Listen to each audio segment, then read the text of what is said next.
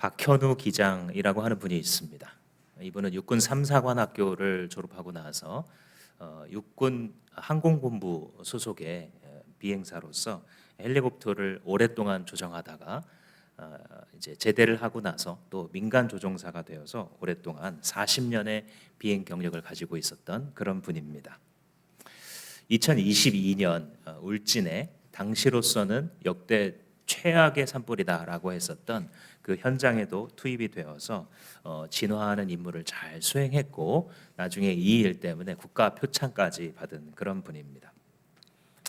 이분이 이번에 경북에서 불이 나고 그 진원지 중에 하나였었던 경북 의성에서 역시 헬기를 몰고 불을 끄다가 하늘에 연기가 가득해서 앞이 보이지 않기 때문에 전신주에 걸려서 헬기가 땅에 추락하는 바람에 사망하였습니다. 이분의 가족들은 김포에 살고 있어서 주말 부부처럼 내려가서 현장에 투입돼서 일하고 있을 때에 이분이 소천하시기 전날 밤 아내가 연락을 했습니다. 왜 연락이 없어요? 평상시에 늘 한 번씩 전화해서 안부를 묻곤 하던 그런 이제 남편이었기 때문에 그렇게 물은 것이죠. 남편이 미안해, 여기 현장이 너무 바쁘다 보니까 내가 전화할 여력이 없었네, 사랑해 하고 마지막 메시지를 남겼는데 그것이 이 두 부부의 대화의 마지막이었습니다. 이분이 돌아가시고 나서 주변에 있는 동료들의 평가로는 이 박현우 기장은 정말 성실하고 책임감이 강한 사람이었다, 유명했다는 것이죠. 또 알고 보니까 교회의 신실한 장로님이었습니다. 이분이 올라와서 가족들과 함께 출석하는 저도 이름을 여러 번 들어본 김포에 있는 한 교회 목사님이 장례식에서 말할 때에 이분은 이 박 장로님은 김포에 있을 때에 모든 예배를 다 참석하는 교회 기둥 같은 분이셨다, 이렇게 이제 이야기를 했습니다.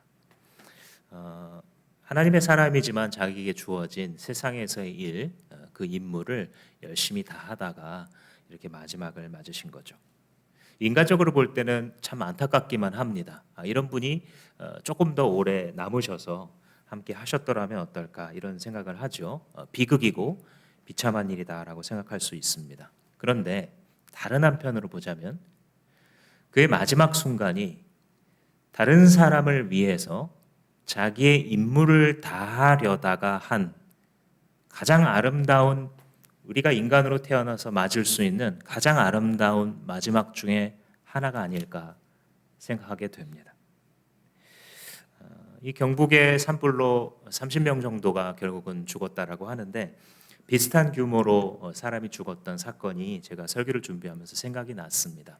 그것은 바로 2007년도에 있었던 버지니아 공대 총기 난사 사건입니다. 그 장본인은 우리가 잘 아는 대로 한국 유학생이었습니다.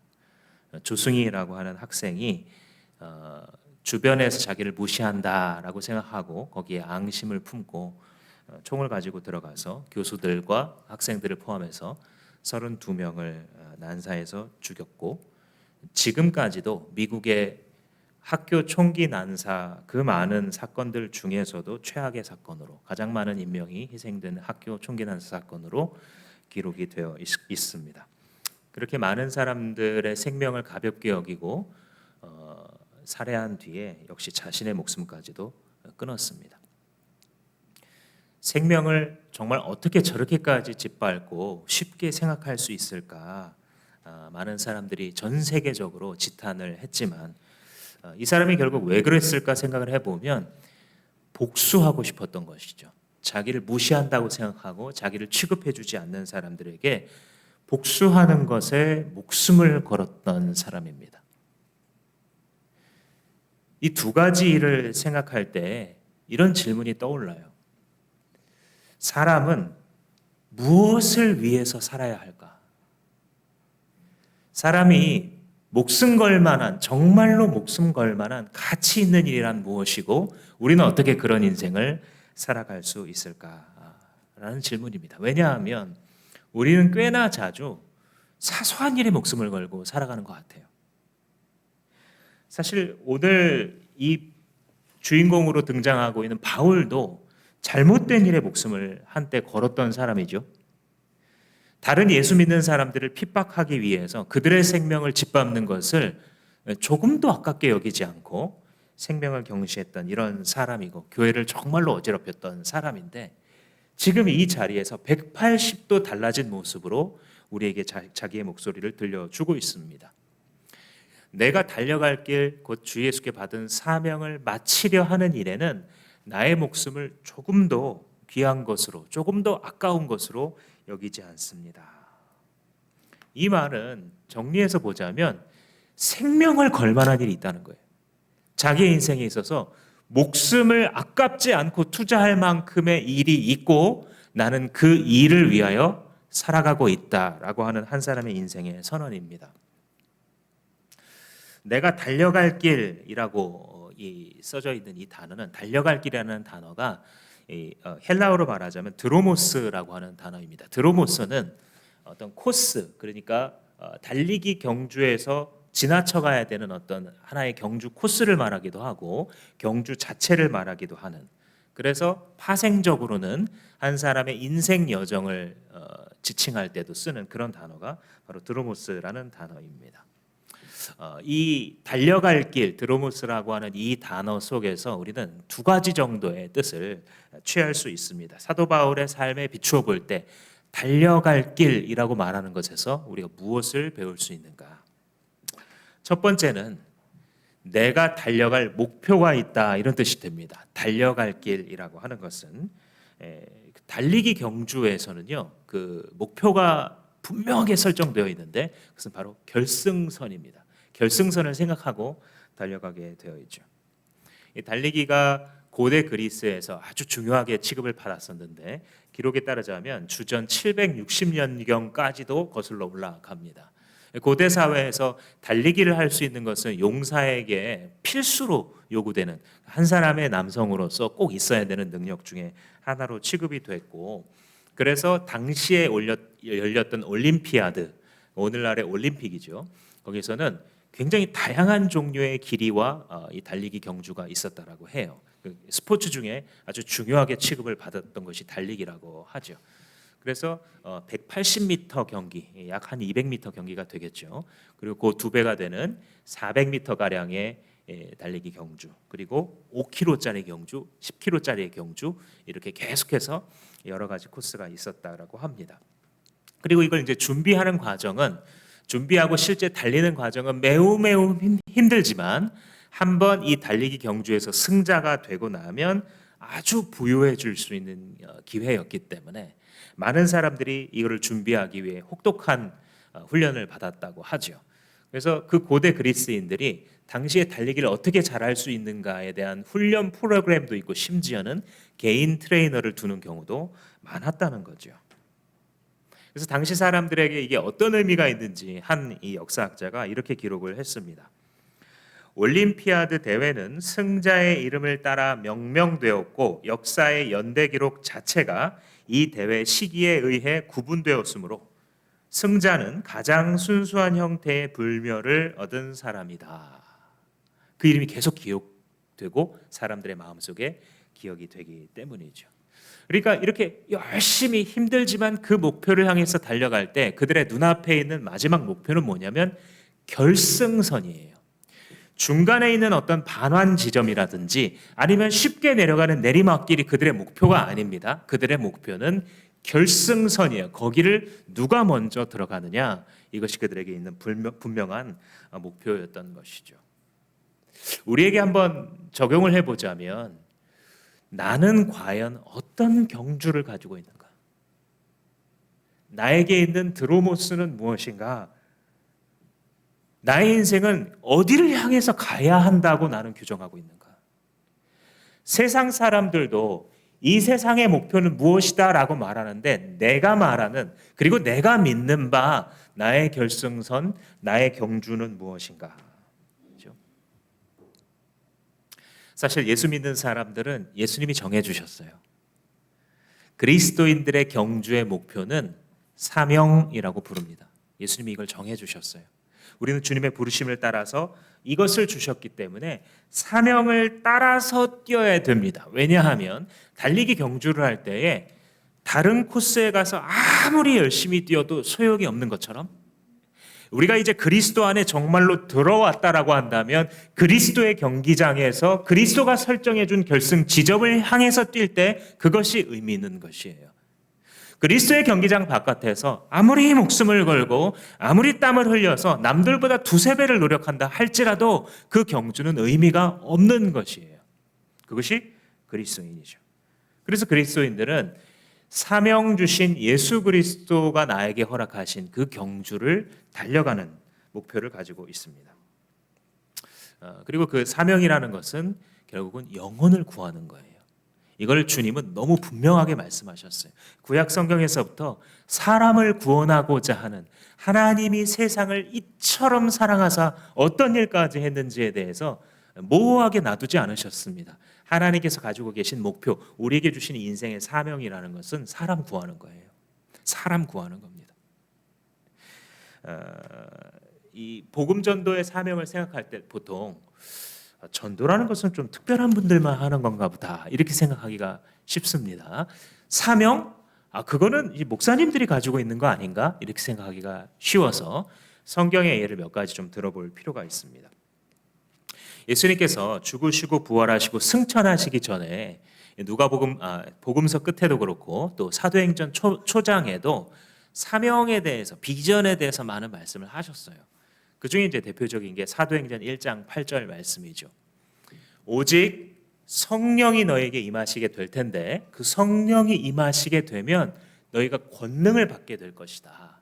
왜냐하면 내가 하늘과 땅의 모든 권세를 아버지로부터 다 위임받았는데 그 권세를 너희들에게 성령을 통해 나눠줄 거다. 그 권세가 뭐예요? 귀신을 쫓아내고 병자를 고치며 죽은 자들을 살리고 깨어지고 부수어지고 분열된 세상 가운데 새 생명으로 새로운 공동체를 일구어내는 생명의 역사예요. 그 권세를 예수께서 가지고 계시고 성령을 통해 우리에게도 부어주시겠다라는 거예요. 그래서 오직 성령이 너희에게 임하시면 너희가 권능을 받고 예루살렘, 그러니까 너네가 지금 있는 동네에 거기서 증인이 되고, 그 다음 유대, 거기를 둘러싸고 있는 주변에게 내 증인이 되고, 그 다음에 사마리아, 너희들이 가고 싶지 않은 그곳에도 가서 너희가 증인이 될 것이고, 그 다음 땅끝까지 가서 무엇이죠? 내가 평상시에 상상할 수 없을 정도의 영향력과 바운더리를 넘어가서 사람들 앞에 내 증인이 될 것이다 라고 말씀하신 거예요. 어떻게 되면요? 성령을 받게 되면. 그런데 이 성령을 받는 일이 바로 그 다음 장 사도행전 2장에 벌어졌죠. 거기서 보시면 사람들이 모여서 기도하고 있을 때 성령이 사도들한테만 내려온 것이 아니라 함께 예루살렘에 모여 기도하고 있던 모든 신자에게 임하게 됩니다. 즉 무슨 말이냐면 예루살렘, 유다, 사마리아 땅끝까지 이르러 예수의 증인이 되는 이 사명이 모든 신자에게 주어졌다라는 것이죠. 그리고 여기에 화답하기라도 하듯이 사도행전 8장까지 쭉 이어지는 그 내러티브 스토리 속에서 핍박을 받아서 예루살렘에서부터 도망칠 수밖에 없었던 사람들이 두루 다니면서 예수의 복음의 말씀을 전할세라고 요약이 되죠. 그러니까 그들은 알고 있었던 거예요. 특별한 어떤 사도님들만이 아니라 전도는 모든 신자의 사명이구나. 사람 구하는 것은 예수 믿는 사람들에게 주어진 경주구나라는 게 분명한 거예요. 우리가 예수님으로부터 무언가를 받는다고 생각하면 이거 얼마나 귀하고 기쁜 일이겠어요. 만약에 하찮은 걸 예수님이 직접 주신다고 해도 우리는 그걸 이렇게 기념품으로, 수베니어로 잘 가지고 있지 않겠습니까? 어디 여행지 가가지고 그 여행지의 이름하고 뭐 대표 동물 하나 그려놓은 것도 가져와가지고 냉장고에 고이 붙여놓잖아요. 근데 예수님이 뭔가 사소한 거 하나라도 나한테 주신다면 얼마나 귀중하겠어요, 그죠?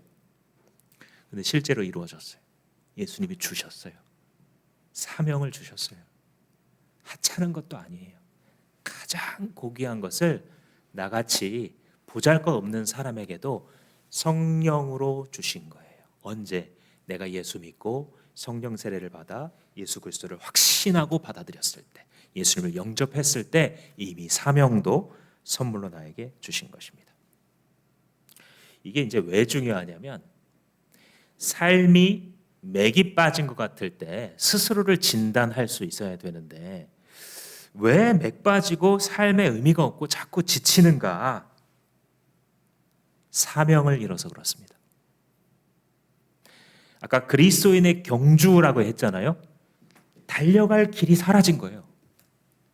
갑자기 어디로 가야 될지 길을 알지 못하는 것이죠. 택시를 불렀습니다.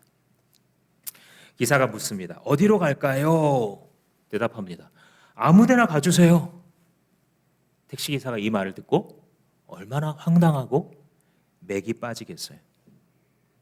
아무 데나 가자. 그러니까 맥 빠질 수밖에 없죠. 아무거나 닥치는 대로 사니까 의미가 없을 수밖에 없죠. 그때그때 급하게 떠오르는 일들부터 하니까 정작 인생에 있어서 알맹이라고 말할 만한 것들이 내 인생에 없구나라고 느끼게 되는 것입니다. 우리는 어쩌면 너무나 자주 자기 스스로의 영혼을 향하여서 아무 데나 가주세요 라고 말하고 있는 것 같아요. 경기장을 잃어버린 경주자는 힘이 나지 않는 거예요. 경기장 바깥으로 쫓겨난 사람은 자기가 열심히 달려봤자 소용이 없다는 것을 이미 알고 있습니다. 그런데요, 반대로 사명을 발견하면 소망이 차오릅니다. 혹은 사명을 잃어버렸다가 재발견하면 없던 힘이 솟구쳐 오르게 되어 있습니다. 김 빠진 콜라 같았었던 그런 내 맥 빠진 인생에 다시 톡톡 튀는 향기와 맛으로 가득 들어차는 것은 다른 것을 더할 때 주어지는 것이 아니라 사명을 발견하고 사명을 재발견했을 때에 주어지는 것이죠. 그래서 예수님이 이 마태복음 28장 말씀에 유언처럼 하신 말씀이 그 말씀이시잖아요. 하늘과 땅의 모든 권세를 내게 주셨으니 그러므로 너희는 가서 모든 민족을 제자로 삼아 아버지 아들 성령 이름으로 세례주고 그들에게 내가 너희에게 분부한 모든 것을 가르쳐서 지키게 해라. 즉 너네의 복제본들을 만들어내라. 너희들이 세상에서 세리였고 어부였고 다른 일들을 하는 사람들이었지만 그 경주를 해봤자 매일 고기를 잡아봤자 소망이라고는 더 많은 고기를 잡는 것. 매일 세리로서 돈 계산하고 돈 주고 돈 받고 해봤자 그 다음은 더 많은 돈을 주고 받는 것에 그치는 결국은 맥 빠지는. 그래서 다른 것으로 이 안에 부으면서 채워야 되는 그 인생이 아니라 내가 이제부터 사망에서 사람을 건지는 사람을 구출해내는 그 권세로 너에게도 맡기니 가서 너희들의 복제본을 만들어내라. 누구요? 예수 그리스도를 알고 그 예수 그리스도의 사명으로 살아가는 제자를 만들어내라. 주님 말씀하는 것이죠. 그래서 크리스찬들에게는 경주가 있는 겁니다. 이게 선택권이 아니고요. 나에게 예수를 믿는 순간 목표가 주어졌어요. 그를 사도 바울은 달려갈 길 드로모스라고 말하고 있는 겁니다. 그래서 첫 번째로 달려갈 길의 의미는 나에게 경주가 있고 나에게 달려갈 목표가 분명히 주어졌구나라는 것을 알고 있는 사람인 거예요. 두 번째 이 달려갈 길이라는 의미는 자기의 인생이 자기의 사명을 달려가는 길이 하나의 긴 과정이다라는 걸 알려줘요. 경주를 한번 생각해 보세요. 달리기 경기를 생각해 보시면 시작 라인이 있죠. 다 준비하고 있습니다. 그리고 시작을 하면 끝에 끝나는 결승 지점이 있고 그 사이에 과정들이 있는 거예요. 우리의 경주는 시작을 예수가 부르셨어요. 너 여기 와서 뛰어라 하고 정말 길에 굴러먹던 것 같은 영적으로 비유컨대 굴러먹던 나를 데려다가 이 귀한 경주 라인에 딱 세우셨어요. 너도 사명자다 딱 이러세요. 처음에는 못 믿어요. 나 같은 사람이 어떻게. 근데 주님이 세우셨다는 걸 은혜로 깨닫게 하셔서 막 뛰어갑니다. 근데 중요한 게 뭐냐면 끝마치는 거예요. 어찌 보면 끝마치는 게 훨씬 중요합니다. 왜냐하면 시작을 아무리 잘했어도 끝을 그르치면 결국 경주를 망친 겁니다. 우리가 이 경주를 계속해 나갈 때 끝에 갈 때까지 인내하는 거예요. 사명자에게 필요한 것이 결승 지점에 대한 생각을 놓지 않는 겁니다. 왜냐하면 이 시작 라인에서부터 결승선에 갈 때까지는요, 수많은 갈래길과 오르막 내리막이 있어요. 오늘 읽었던 22절부터 23절에 보시면 그런 얘기하죠. 이 사도 바울이 지금 에베소서 못 들어가고요. 에베소에서 복음을 전하다가 죽을 뻔하고 쫓겨났잖아요. 그래서 에베소에서 수십 킬로 떨어진 남쪽 동네 밀레도로 지금 에베소 장로들을 부른 거예요. 우리가 에베소 교회, 에베소서다 이렇게 부르지만 실제로는 가정집에서 모여있는 그 교회 형태들이었고 거기 지도자들이 있었겠죠. 그들을 부른 거예요. 그래서 불러서 무슨 얘기를 하냐면 22, 23절에 나는 지금 성령에게 매여서 예루살렘으로 들어갑니다. 근데 무슨 일이 벌어질지 나는 잘 모릅니다. 그런데 다만 아는 것은 성령이 내가 들어가는 도시마다 앞으로 들어가서 투옥이 될 것이고 환란이 나를 기다리고 있다는 사실만을 압니다라는 거예요. 그는 나의 달려갈 길, 나의 드로모스를 달려가고 있지만 오르막 내리막이 있다는 것을 알고 있어요. 오르막 내리막이 있을 때 당연하다는 거예요. 어떻게 보면 내가 저곳에 들어가게 되면 내가 죽을지 몰라 하고 말하니까 에베소 장로들이 다 울고 우리가 지금 사도 바울 선생님 보는 게 마지막이구나라는 걸 직감하고 심히 통곡했대요. 근데 그럼에도 불구하고 그가 그 길을 가기를 선택하고 갈 수 있는 이유는 무엇이냐면 finish line, 결승선을 바라보고 있기 때문이에요. 여기서 끝난 게 아닌 거예요. 에베소에서 뭘 했다고 해서, 에베소에서 내리막을 경험했다고 해서 이게 끝이 아닌 거예요. 나에게 있는 모든 것으로 최선을 다했는데도 벽에 부딪히고 에베소에서 많은 제자도 얻었지만 가장 많은 핍박을 받은 것도 에베소였거든요. 그렇게 했다고 해서 이 경주가 아직 끝난 게 아니구나. 성령께서 그 다음에 나를 예루살렘으로 이끄시고 그 다음에 나를 로마로 이끄시겠구나라는 것을 직감하고 있는 것입니다. 바울만 그랬느냐? 그렇지 않아요. 사도행전 13장에 보면 또 세례 요한의 얘기가 나오는데 또 여기서 세례 요한을 설명할 때 드로모스라는 단어를 또 씁니다. 세례 요한의 달려갈 길이라는 단어를 또 끄집어내요. 이 누가가. 어떻게 기록이 되어 있냐면 요한이 그 달려갈 길을 마칠 때에 말하되 너희가 나를 누구로 생각하느냐? 나는 그리스도가 아니라 내 뒤에 오시는 이가 있다. 세례 요한이 이게 분명했던 거예요. 자기의 드로모스가 뭐였냐면 자기 길의 끝에서 내가 아닙니다. 이분입니다. 라는 게 자기 사명이었다는 거예요. 물론 그 전에 금식하고 메뚜기와 석청을 먹으면서 사람들이 입지 않는 누더기 같은 그런 겉옷을 하나 걸쳐 입고 바깥에서 사는 비참한 인생이었지만 그럼에도 모든 백성들이 존경했어요. 혹시 당신이 메시아 아닙니까? 이럴 정도였어요. 그런데 세례 요한의 사명은 사람들 앞에서 그런 금욕과 절제의 삶을 살아가면서 이목을 집중시킨다. 모든 사람들이 집중하고 있을 때 그 앞에 가서 내가 아니라 이분입니다 하는 역할이었던 거예요. 이걸 말라기 선지자가 예언해 놨어요. 하나님의 책에 자기의 삶에 달려갈 길이 적혀 있었어요. 세례 요한만이 아니라 사도 바울만이 아니라 주께서 택하신 모든 신자에게, 주께서 이 인생 가운데 사용하시는 모든 사람에게 사명을 이미 생각하시고 주의 책에 이미 기록이 되었어요. 그래서 세례 요한이 자기의 달려갈 길을 다 마칠 때에 나는 내 뒤에 오시는 분의 신발끈을 만지기에도 부족한 사람입니다.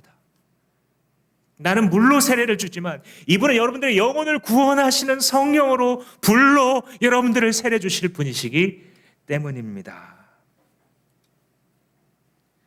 그래서 요한의 드로모스, 그의 인생 여정은 존귀하신 예수님의 앞잡이,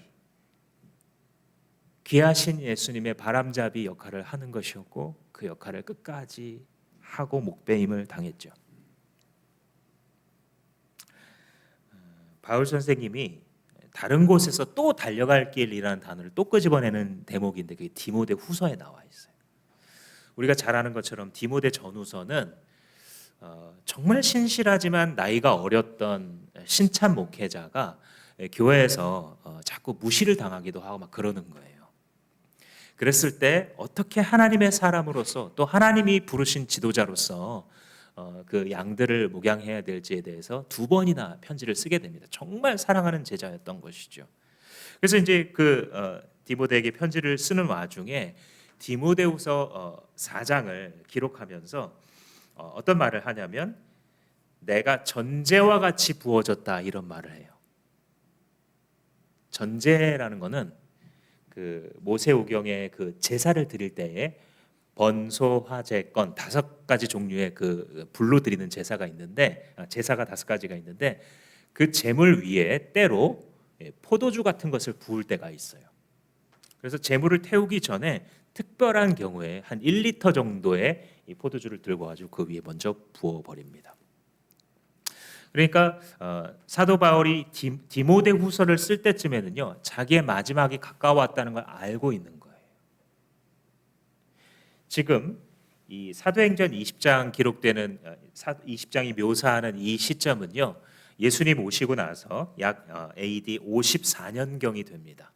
그리고 이 사도 바울이 처음 예수 그리스도를 만났을 때 다메섹에서 예수님을 햇빛과 같이 만나서 자기의 인생관이 세계관이 뒤집어질 때에는 AD 34년이었어요. 그러니까 이 20년의 기간에 바울은 완전히 바뀌어 있는 것이에요. 이전에는 그냥 자기가 열심히 하고 싶은 일을 했어요.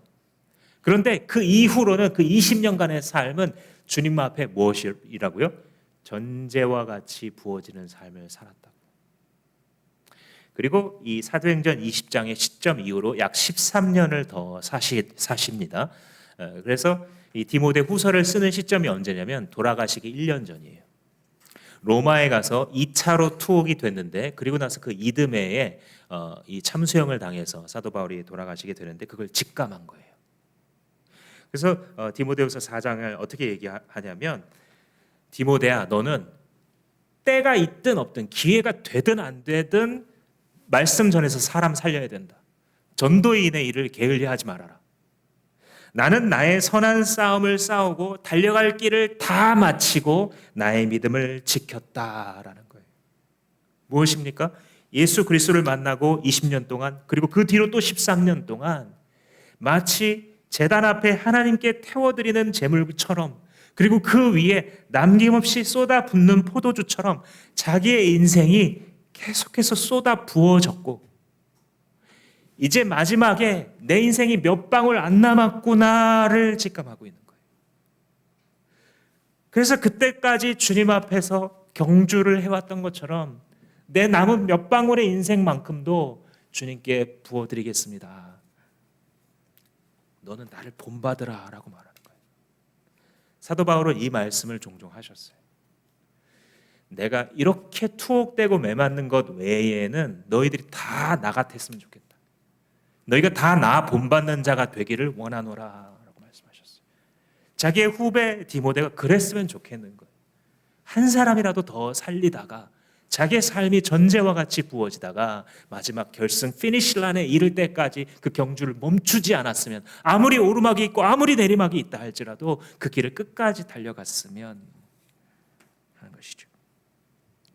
마치 불길 속에서 소방대원이 사람의 숫자를 생각하지 않는 것과 비슷해요. 소방관의 질문은 사람이 안에 있어요예요. 몇 명이 있는지가 그 두 번째로 중요합니다. 사람이 있으면 들어가는 겁니다. 그 사람의 목숨이 숫자로 카운트되는 게 아니에요. 예수 그리스도의 사명을 받은 사람이 이와 비슷해서 몇 명인지가 중요한 게 아니고 사람을 살릴 수 있느냐가 중요합니다. 무너져버린 인생, 예수 그리스도도 모르고 예수 없는 영혼 속으로 하나님의 은총 없는 영원한 저주 속으로 들어가려는 사람이 내 곁에 있느냐가 중요해요. 그것이 한 사람이면 한 사람, 두 사람이면 두 사람, 그 사람을 건져내는 것이 나의 경주라는 것을 알고 있는 것, 그게 그리스도인입니다. 그래서 여러분 전도라는 것은요 별도의 활동이 아니라 우리의 삶의 과정인 거예요. 영혼을 구한다는 것은 사람을 살린다는 것은 우리가 특별히 다른 것을 해서 해야 되는 스페셜 액티비티가 아니고 그리스도인으로 거듭난 순간 우리에게 달려갈 경기장인 거예요. 우리가 결국 주님 앞에 서겠죠. 우리가 다시 만날 겁니다. 주님의 나라 문 앞에서 다시 인사하게 될 때 주님 물으실 거예요. 문 앞에서 또 뭐 하다 왔니?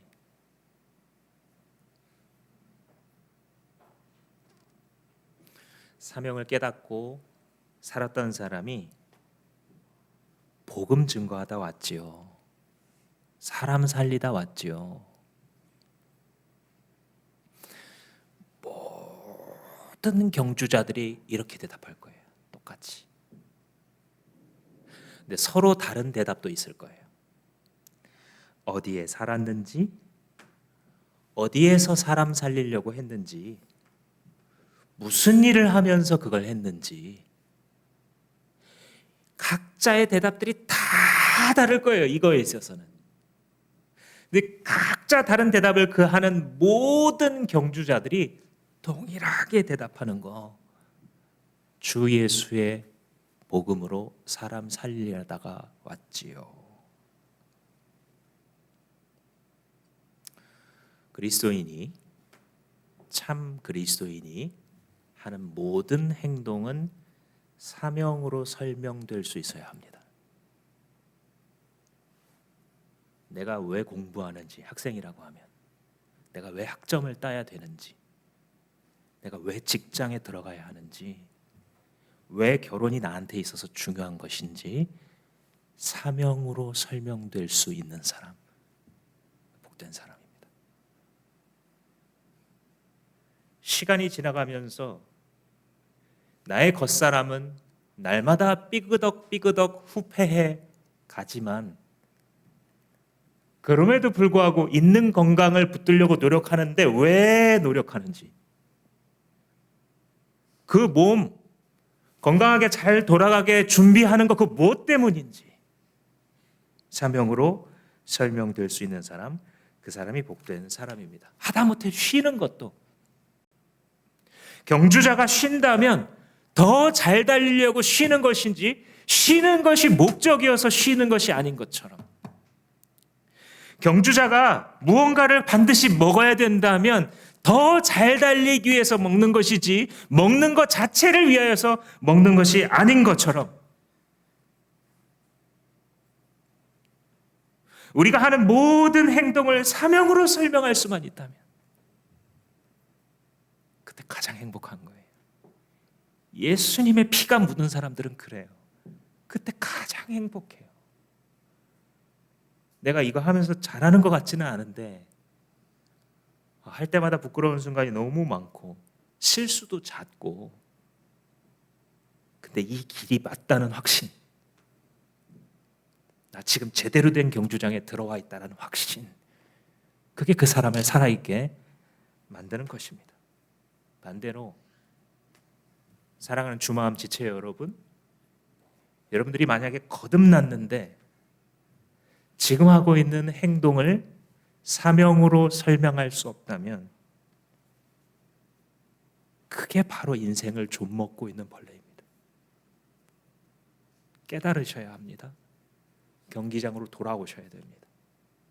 주 예수를 믿을 때 처음 가졌던 첫 사랑, 첫 목표를 가지고 피니시 라인을 향하여서 결승선을 내 눈앞에 두고 사는 자세로 돌아와야 합니다. 마지막으로 사도 바울이 이 설명을 할 때 나는 하나님의 은혜의 복음을 증언하는 일에 내 목숨이 아깝지 않다라 그랬어요. 하나님의 은혜의 복음을 설명하는, 복음, good news, 복된 소식, 좋은 소식입니다. 세상에 많은 종류의 복된 소식이 있어요. 근데 그 중에서 하나님의 은혜의 복음이 무엇입니까? 왜 그는 이 소식에 대해서 설명할 때 은혜라는 말을 붙였습니까? 은혜라는 건 뭐예요? 아무런 조건 없이 일방적으로 선물처럼 주어지는, 이것이 은혜죠. 사도 바울은 자기 인생을 생각할 때 이 은혜를 빼고 설명할 수 없는 거예요. 하나님을 반역하고 떠난 죄인인데 하나님의 뜻에 관심도 없고 하나님을 어그르면서 살아왔던, 하나님의 심판을 당장 받아 영원히 지옥에 떨어져도 뭐라고 변명할 수 없는 이 더러운 죄인을 위해서 어떻게 아들 예수 그리스도를 보내셔서 그 아들이 마치 큰 죄인인 것처럼 벌레만도 못한 나를 위해서 십자가에서 자기의 살을 찢고 자기의 피를 남김없이 흘릴 수가 있는지, 그래서 그것으로 우리 모든 죄값을 치러주시고 아무 선한 일도 한 적이 없고 아무 가치 있는 업적을 이루기도 전에 우리가 그 아들 예수의 피가 묻었다는 사실 하나 때문에 우리를 존귀한 자로, 우리를 하나님의 아들 딸로, 우리를 예수 그리스도의 일꾼으로, 하나님 나라의 역군으로, 그의 사명자로 불러주신 것을 생각할 때에 사도 바울은 은혜다라고 말할 수밖에 없는 거예요. 자기가 누군 줄 알고 하나님이 누군 줄 알기 때문에, 예수 그리스도 안에서 나에게 주어진 특권이 무엇인지 알기 때문에 내 삶의 경주에서 올라가든 내려가든 나는 그 현장에서 예수를 증언하리라. 예수가 이런 일을 행하셨다고, 예수는 이런 분이라고, 예수는 역사 속에서 그리고 내 인생 안에서 이런 일을 행하신 분이라고 증인되기를 원했던 것입니다. 내 목숨이 아깝지 않다, 이 말은 내게 예수님이 누군지에 달려있는 것 같아요. 예수님이 누구신지 모르는 사람은요, 예수의 죽음을 대수롭지 않게 여길 거예요. 왜냐하면 하루에도 많은 사람들이 죽잖아요. 그런데 예수님이 누구신지 아는 사람, 예수님이 하나님의 아들이심을 믿고 있는 사람들에게는 예수의 죽음이 충격적인 거예요. 어떻게 가치 없는 피조물, 그것도 냄새나는 하나님을 대하여 구테타를 일으키고 그 생명의 말씀을 거역하여 그의 나라를 침범한 자들을, 그 생명이 도대체 어떤 것이길래 그 반역자들을 하나님께로 돌이키는 일이 왜 그리 가치 있는 것이길래 하나님의 아들 예수께서 죽으실 수 있는가? 그분이 자기의 목숨을 내어 놓을 만큼 가치 있는 일이라고 한다면, 주님, 이제 그 일은 내게도 그 정도 가치가 있습니다. 이제 사람 살리는 일은, 이제 영혼 구원하는 일은 내게도 내 목숨을 조금도 아깝지 않을 만한 가치가 있는 일입니다.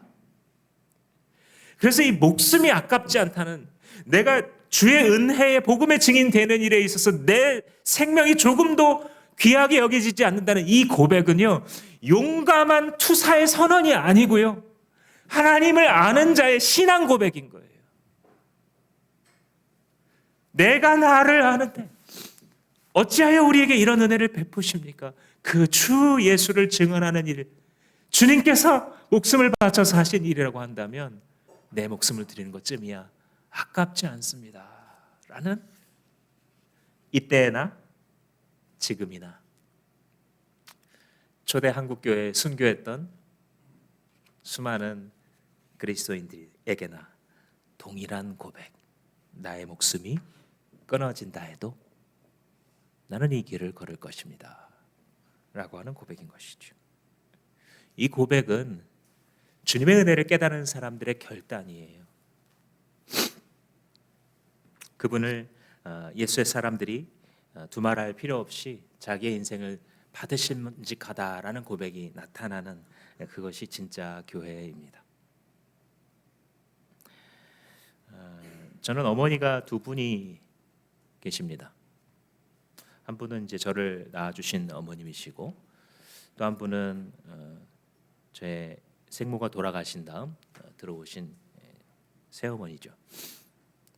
제가 중학교 때 어머니가 돌아가셨고 새어머니가 들어오시면서 천사 같은 분이 오셨어요. 이미 낳아져 있는 두 아들을 위해서 내가 평생토록 가지고 있었던 재산과 모든 걸 바치겠다 이렇게 들어오신 분이세요. 참 저는 복을 2배로 받았죠. 그런데 첫 번째 어머니가 살아계실 때에 그 남동생들과 여동생들 여럿 있는 집안의 장녀로 태어나셨고, 또 이제 당시에 학교 선생님으로 일하면서 늘 자랑스러운 그런 딸이었던 것 같아요. 그 부모님에게, 저로서는 외할아버지 외할머니에게. 그래서 동생들이 좀 잘못된 길로 갈라 그러면 엄한 누님, 엄한 언니였어요. 그래서 너 그렇게 하면 안 된다, 엄마 아빠 대신. 그래서 동생들이 다 무서워하는, 함부로 하지 못하는 그런 어머님이셨어요. 그리고 역시 그것이 예수 믿었을 때도 그대로 투영이 되어서 하나님 앞에 믿음으로 살아야 된다. 그래서 저는 어렸을 때 그런 생각했어요. 정말 천국이 있으면 우리 엄마 같은 사람이 가겠구나. 근데 그거에 비추어 볼 때 나는 아니지, 나는 못 갈 거야, 이런 생각을 했었습니다. 근데 어머님이 살아계실 때 소원이 뭐였냐면 자기 아버지가 예수님께로 돌아오는 거예요. 외할아버님이 문학가이자 시인이었기 때문에 자기 확신이 아주 강해서 자기 아내부터 온 자식들이 다 예수 믿어도 나한테는 강요하지 말아라. 너희들한테 내가 뭐라고 하지 않을 테니 나한테는 강요하면 안 된다. 그래서 아무리 기도하고 울면서 전도하고 해도 할아버지가 꼼짝도 하지 않았던 그 기억이 저도 있습니다. 그러다가 제가 이제 중학교 때 어머니가 암에 걸려서 돌아가셨는데, 당시 이제 저희 아버지가 사역자의 길을 가겠다고 소명을 받아서 있었기 때문에 그 임종 예배를 사위가 인도하게 된 거죠. 그래서 정말 가족들만 모여서 아직 침대에 누워 있는 그 상태의 시신을 두고 임종 예배를 드리고 있었습니다. 근데 외할아버지가 그 예배 순서 도중에 다 저리 비켜라, 나는 내 딸 얼굴 봐야겠다 하시더니 이렇게 얼굴까지 덮여 있던 이불을 젖히고 얼굴을 껴안고 막 우시면서 키스를 하시는,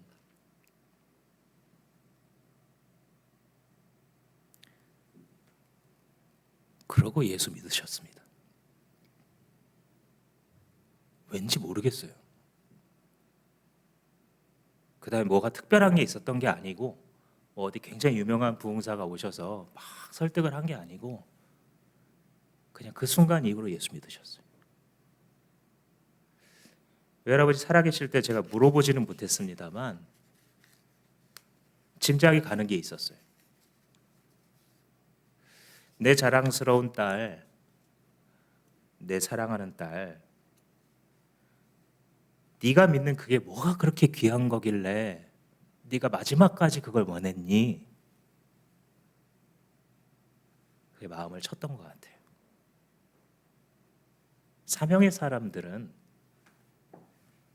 죽는 피니시 라인을 넘으면서도 주님 맡기신 일을 완수하고 간다는 걸 제가 알았어요. 거기서 요한 웨슬리 목사님이 그런 말을 남겼죠. 사명을 마치기까지 나의 생명은 불멸이다. 그래서 사랑하는 여러분께 저는 이렇게 말씀드리고 싶습니다. 여러분 아직 목숨이 붙어 있습니까? 할 일이 있으신 겁니다. 기도하시겠습니다. 사랑하는 하나님, 당신을 참으로 사랑했던 사람들의 족적을 살펴보며 그들이 그들 앞에 주어진 달려갈 길, 그들의 경주를 끝까지 달려갔던 사실을 배우게 됩니다. 오 주님, 당신은 최고의 주님이시니 나도 우리의 최고의 것으로 드리기 원합니다. 당신을 향한 최선의 내가 되어 주께서 피로 맡기신 그 사명을 또한 우리의 목숨으로 감당해낼 수 있도록 눈뜨는 많은 사명자들이 일어나도록 축복하여 주옵소서. 예수님 이름으로 기도합니다.